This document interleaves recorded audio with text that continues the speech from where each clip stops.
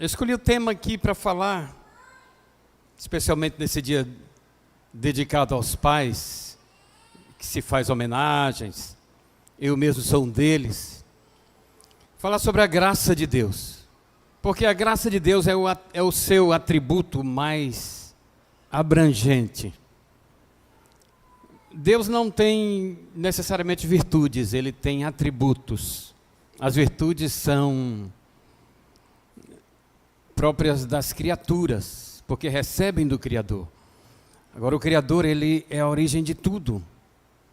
Ele é, o Criador é. Ele nunca foi, nem nunca será. Ele é. Tanto é que o nome de Deus é Eu Sou. Quando Moisés quis referir-se a Deus, aquele a quem eu estava enviando a Faraó, como é o teu nome? Ele disse, eu sou o que sou. E Deus é. E uma das suas atribuições, ou seu atributo mais abrangente, é a graça. Por isso resolvi falar sobre preciosa graça. A graça de Deus, ela é abrangente. John Newton, ele era um mercador de escravos. Ele fazia o tráfico de escravos. Viveu no século XVI. Mas um dia ele foi tocado devido a uma grande tempestade no navio em que ele estava, justamente levando os seus escravos. E ele sentiu bem de perto a morte. Depois de que passou toda aquela tempestade, ele resolveu escrever uma poesia. E ele percebeu que da sua pena surgiam palavras que mostravam a sua conversão. E ele escreveu preciosa graça, doce som que vem de ti. E daí surgiu a música Graça Excelsa, Excelsa Graça, ou na sua linguagem original, Preciosa Graça. A graça está em toda a Bíblia Sagrada. Se você abrir a Bíblia no último verso, abra lá em Apocalipse 22, verso 21, você vai ver que a palavra de Deus diz assim, e a graça de Deus seja sobre quantos? Sobre todos. Aí você vê então a abrangência da graça de Deus. E João, o profeta de Pátimos, resolveu escrever na sua última frase, certamente inspirado pelo Espírito Santo, e a graça de Deus seja sobre todos. Mas também a graça de Deus está no primeiro versículo da Bíblia. Abra lá em Gênesis 1:1. Em que nos diz? No princípio criou Deus os céus e a terra. Onde é que está a graça aqui? Nós vamos entrar na questão do verbo bará, que é o verbo hebraico que fala Deus criando, porque só esse verbo daria, né? Nós temos aqui grandes teólogos aqui presentes, né? Pastor Titon, Pastor Luiz, e eles poderiam dar aulas aí sobre o verbo bará, mas essa mensagem aqui não é exegética, ela é homilética, então vamos só fazer umas aplicações aqui. No princípio criou Deus. Que princípio foi esse? Um princípio que ele taxou como princípio, não seu princípio latente, porque Deus sempre é, Ele nunca foi, nunca será, Ele é. Então Ele sempre existiu, e sempre existiu com Ele a sua graça. E eu coloquei na sinopse aqui do sermão, que a graça de Deus é pré-existente, como Ele próprio é pré-existente. Nunca houve um tempo em que Deus não existisse, Jesus não existisse, o Espírito Santo não existisse, a divindade. Nunca houve esse tempo. Então, junto com Deus, todos os seus atributos também existem. E a graça é o seu atributo mais abrangente. Mas por que existia graça antes de existir pecado? Porque Deus não se deixa surpreender. Deus é o Deus da antecedência. Uma das características do pai que mais marca os filhos, eu acredito que eu vejo meu filho com a Melissa, sua primeira filhinha, está vindo agora o Arthur, como ele se preocupa em ser o pai provedor, em se anteceder às necessidades da sua filha. Eu também procurei fazer isso na minha vida como pai. E antes que o pecado existisse, a graça já estava lá. Porque a graça existe desde que Deus existe. E no princípio, quando Ele criou, ninguém merece ser criado. Ninguém faz nada para merecer ser criado. Aí está a graça de Deus. A graça de Deus é o favor imerecido. E eu queria discorrer 3 tópicos nesta breve mensagem aqui, que vão mostrar a graça de Deus. E o texto-chave está em Efésios. Abram suas Bíblias, por favor, aí, Efésios, capítulo 2, um verso bem conhecido do apóstolo Paulo. Capítulo 2 e o verso 8. Todos nós até sabemos de cor, como adventistas. Mas antes de ler o verso 8, eu quero ler também o verso 1 do mesmo capítulo 2. Nos diz assim: Ele vos deu vida, Efésios 2:1, estando vós mortos nos vossos delitos e pecados. Um ponto aqui: a morte, num dado momento, passou a existir. Mas ela surpreendeu Deus? Não. Deus se antecedeu à morte. A sua graça já estava lá para fazer frente a este mal, a este inimigo. E aí sim, agora o verso 8, 2:8. Porque pela graça sois salvos mediante a fé. E isto não vem de vós, é dom de Deus. Lá em Tiago, o apóstolo vai falar que todo dom perfeito e toda boa dádiva vem do alto, descendo de quem? Do Pai das luzes, em quem não há mudança nem sombra de variação.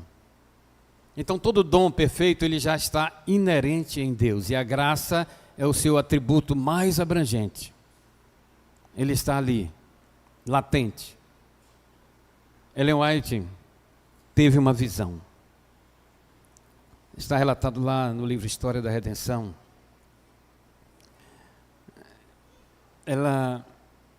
Quando o ser humano foi criado, Adão e Eva no jardim do Éden, ele estava sendo criado, e de repente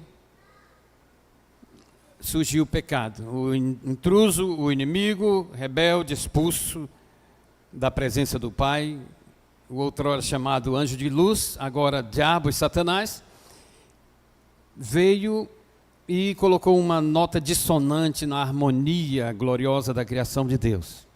E o homem caiu em pecado. E Ellen White estava tendo uma visão, e ela viu esse momento quando Adão e Eva transgrediram.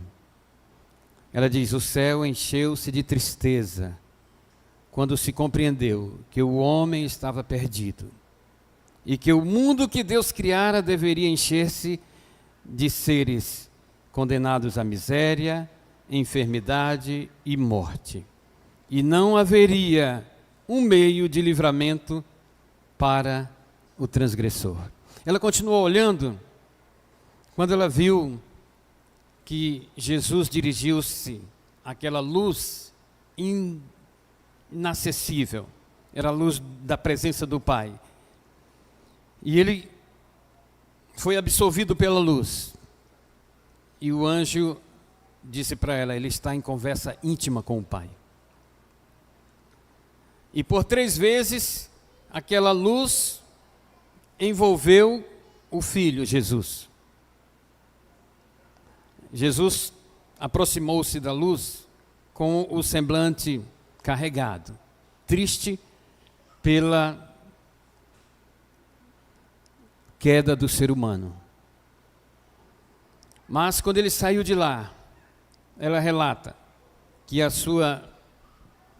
seu semblante estava sereno. E agora, eu vou ler aqui para não fugir com a verdade.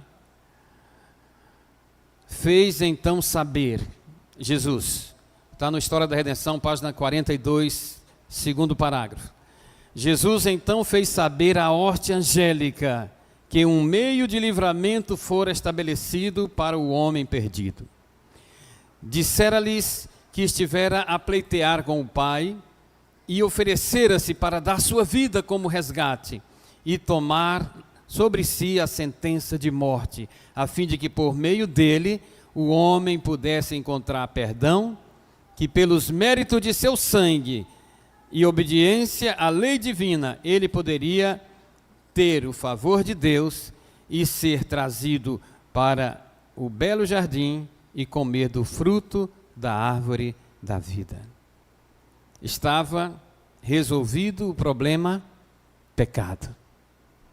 A graça do Pai, imanente, abrangente, pré-existente. Nós temos 3 dos grandes personagens da Bíblia que foram alvos desta graça, e eles podem exemplificar o que a gente pode receber de Deus.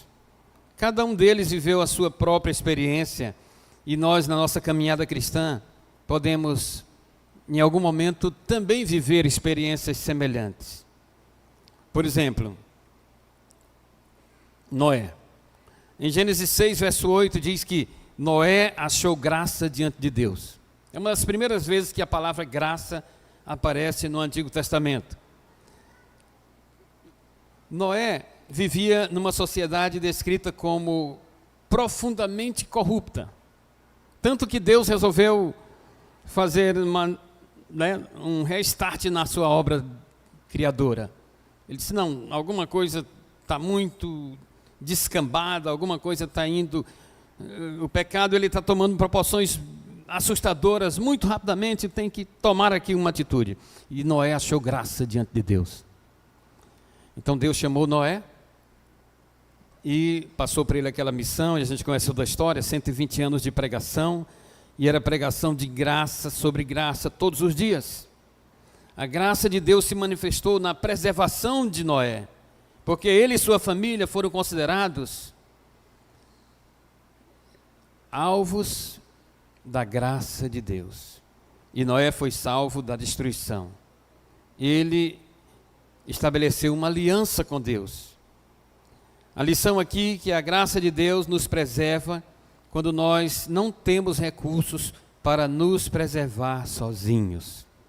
Então, em algum momento da nossa vida cristã, a gente olha para trás e a gente se vê como Noé, no meio de um ambiente corrupto, de um ambiente, uma palavrinha que a gente usa muito, né? Um ambiente tóxico, seja ele no trabalho, seja ele na faculdade, seja ele na vizinhança, que não seja no lar, mas infelizmente também às vezes é.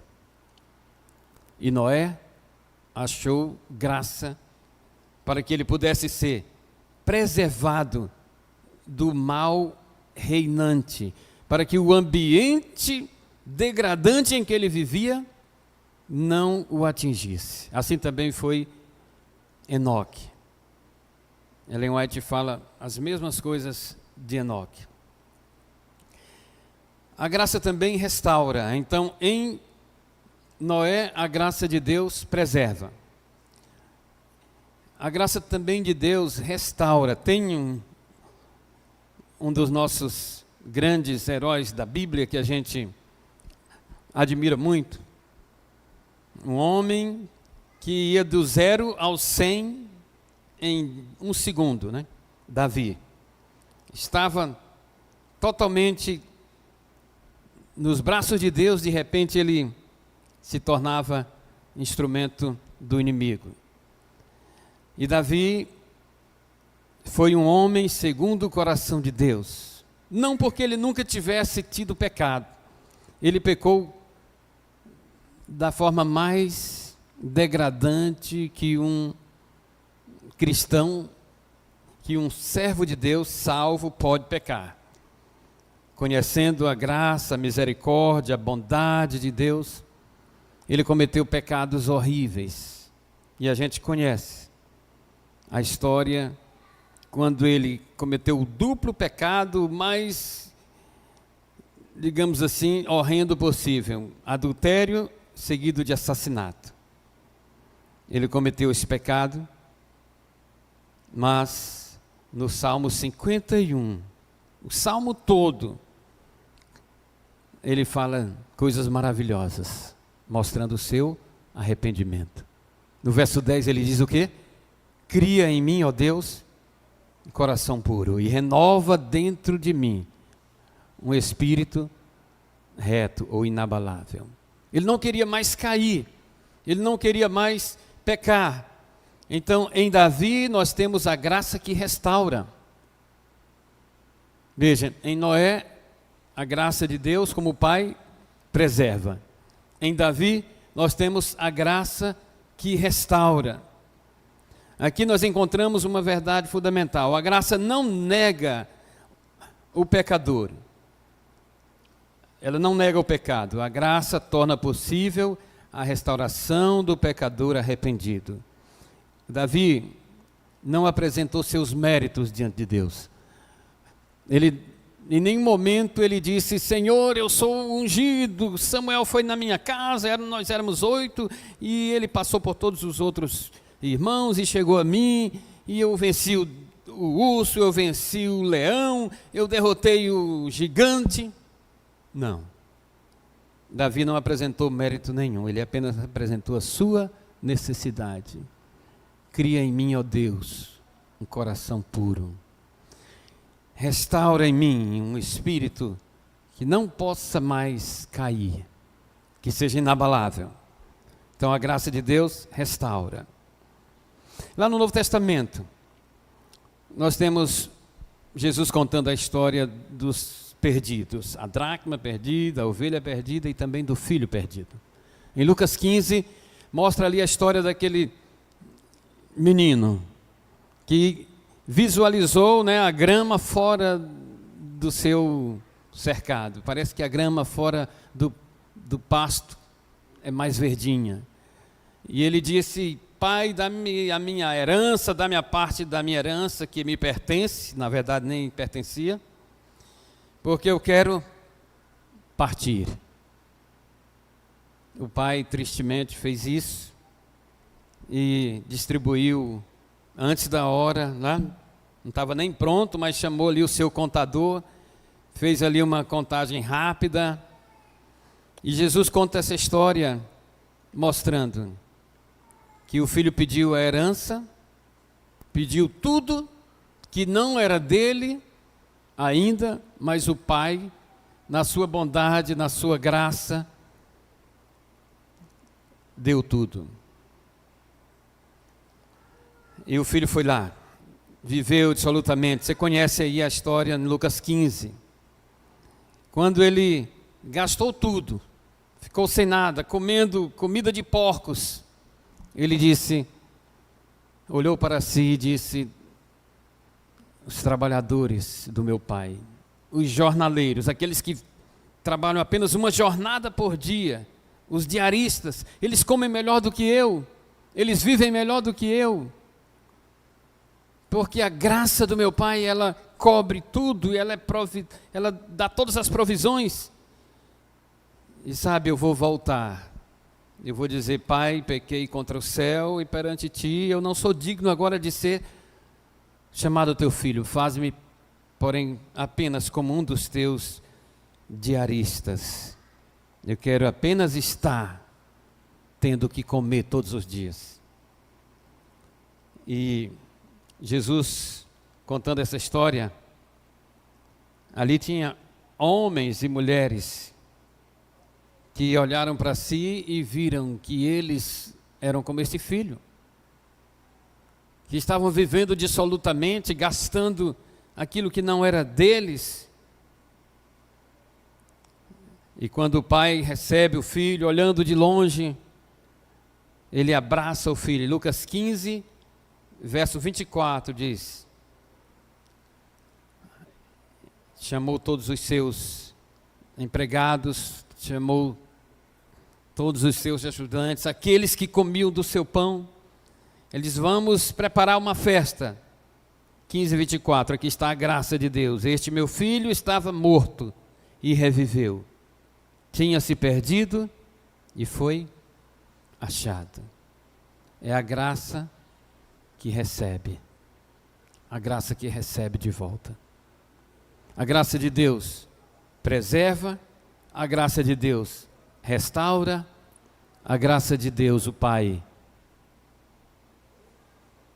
recebe acolhimento. O filho volta esperando ser recebido como servo, mas ele recebe todos os direitos, a herança e tudo. Recebe o anel que o coloca novamente como filho. Esta é a graça de Deus, a graça do Pai. Para encerrar, eu penso agora no grande apóstolo Paulo. Paulo é um exemplo de... Quando você olha para Paulo, você vê diversos personagens da Bíblia. Você vê pessoas do Antigo Testamento, do Novo Testamento. Você vê pessoas de hoje. Paulo talvez seja um dos maiores exemplos do que seja a transformação pela graça. Porque ele era um grande perseguidor da igreja, um grande perseguidor de Cristo. E antes de se tornar apóstolo, ele perseguia os cristãos. Ele não podia ouvir falar no nome de Cristo, que para ele era heresia. Ele ia atrás, conseguia mandatos, e ele destruía, exterminava. Mas um dia ele foi alcançado pela graça, e ele disse em 1 Coríntios 15, verso 10, esse verso eu quero ler. 1 Coríntios, capítulo 15, e o verso 10. Você tem sua Bíblia aí? 15, verso 10. Porque, mas pela graça de Deus, sou o que sou, que me foi concedida. Não se tornou vã, essa graça não se tornou vã. Antes trabalhei muito mais do que eles. Todavia, não eu, mas a graça de Deus comigo. Esse verso inicial, pela graça de Deus sou o que sou. Essa frase é extraordinária, irmãos. Paulo não diz: pela minha inteligência eu sou o que sou, pelos meus méritos eu sou o que sou, pelas minhas qualificações como fariseu, como romano, eu sou o que sou. Não, ele diz: pela graça de Deus eu sou o que sou. A graça transformou Paulo em um instrumento. A graça transformou Paulo no maior dos apóstolos, aquele que expandiu o evangelho. Se Jesus quisesse ter vindo após todas as viagens missionárias de Paulo, ele poderia ter vindo, e Mateus capítulo 24, verso 15, teria se cumprido ali. O evangelho teria chegado a todas as nações. Mas ainda não seria o fim. A graça de Deus, irmãos, não é uma licença para pecar. Aqui nós precisamos fazer uma distinção importante. A graça, Deus, Ele perdoa, portanto, posso continuar fazendo o que quiser? Não. Paulo diz, permaneceremos no pecado para que a graça seja mais abundante? De modo nenhum. Romanos 6. A verdadeira graça não produz indiferença, ela produz transformação. E então nós chegamos agora à glória. Eu procurei ver uma relação entre graça e glória. Essas duas palavras são importantes. Quando Moisés pediu, Senhor, mostra-me a tua glória, a tua glória. E a gente conhece a história, passou aquele vendaval, passou aquele redemoinho, passou aquele fogo. E depois Deus mostrou a glória para Moisés. Quando Elias fugia de Jezabel e encontrou-se sozinho, desamparado, como se a graça de Deus não existisse, ele também recebeu a glória e a graça da presença de Deus. A graça e a glória estão conectadas. Aqui está o centro da nossa fé. Efésios também 1, verso 6 diz, para louvor da glória de sua graça. A glória da sua graça. A graça revela algo sobre Deus. Deus o Pai. Quando Deus perdoa, sua graça se manifesta. Quando Deus restaura, sua graça que se manifesta. Quando Deus transforma uma vida, é sua graça que se manifesta. E quando Deus derrama sua graça sobre nós, sua graça se manifesta e sua glória se manifesta também em nós. Um dia nós seremos glorificados. Paulo diz, transformados de glória em glória. 2 Coríntios 3:18. Nós encontramos aqui uma ideia que a graça não apenas muda nossa situação diante de Deus, ela muda quem somos para que nós nos tornemos quem Deus quer que sejamos. Ser perdoado é também ser transformado. E a transformação tem como referência a imagem de Cristo. Então podemos resumir esse estudo aqui a partir do amor.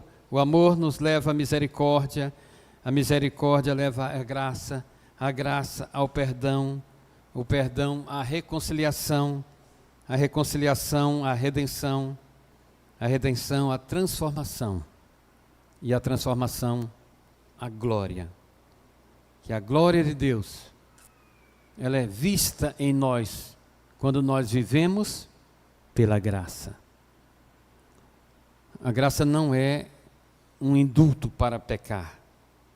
A graça é que nos capacita para viver enfrentando o pecado e vivendo, vencendo a vontade de pecar. Até que um dia essa vontade não mais exista. Ellen White, falando sobre isso, em justificação, santificação, ela diz, a justificação é nosso título para o céu. A santificação é a nossa idoneidade ou preparação para ele. A justificação nos livra da condenação do pecado. A santificação nos livra da força e do poder do pecado. Até que um dia nós sejamos glorificados, quando estaremos livres da presença do pecado. Olhando para o seu filho, quem é pai? As mães também podem sentir isso. A gente deixa, né? Quando você olha para um filho seu, você tem vontade de atender todas as suas necessidades. não necessariamente os seus pedidos, porque às vezes os pedidos não representam o que eles realmente necessitam. Mas nós gostaríamos de cobrir ou de rodear nossos filhos de de tudo aquilo que eles precisam, para que eles não sintam necessidade. Se nós, sendo maus, como disse Jesus, sabemos dar boas dádivas aos nossos filhos, quanto mais nosso Pai Celestial. Então, olhando hoje, nesse dia em que muito se fala da bondade do Pai, da providência do Pai, que nós olhemos para o Pai maior, o Pai de graça, essa graça que existe desde sempre, desde a eternidade, desde quando existe Deus, existe sua graça. Ela é tão preexistente quanto Ele é. E por isso o pecado não o surpreendeu. Ali estava a graça em Cristo para resolver o problema. Que Deus nos abençoe. Olhemos para nossos filhos e imaginemos como Deus olha para nós, querendo nos dar o que realmente precisamos, de glória em glória, nos dando a sua graça, para que cheguemos à sua imagem, a imagem e semelhança de Deus. Que Deus nos abençoe e tenhamos no restante dessa noite ainda momentos de reflexão sobre a graça de Deus o Pai. Nós, como pais, como filhos, podemos dizer isso: obrigado, Senhor, pela tua graça imanente, completa e abrangente.